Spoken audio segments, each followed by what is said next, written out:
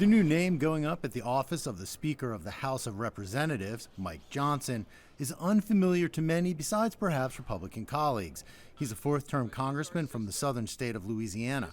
Johnson is known as a socially conservative Christian who has spoken out against gay rights and is staunchly anti-abortion. I believe that Scripture, the Bible, is very clear that God is the one that raises up those in authority. He raised up each of you, all of us.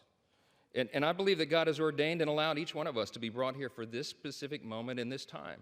Less is known about Johnson's foreign policy views. He's not spoken extensively about China, but has pushed for sanctions on Chinese entities and promoted trade with countries seen as competing with China, positions broadly in line with common Republican and Democratic views. He has opposed sending more aid to Ukraine, but is in favor of more assistance to Israel and plans to take up aid to Israel as one of his first acts as Speaker. And we want our allies around the world to know that this body of lawmakers is reporting again to our duty stations. Let the enemies of freedom around the world hear us loud and clear. The People's House is back in business.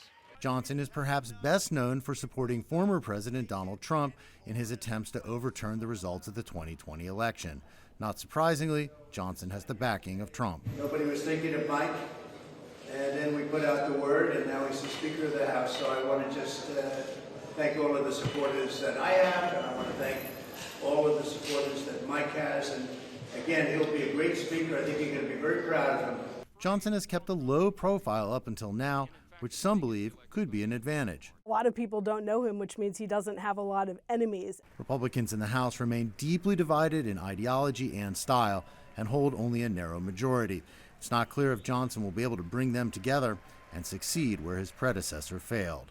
Jim Spellman, CGTN, Washington.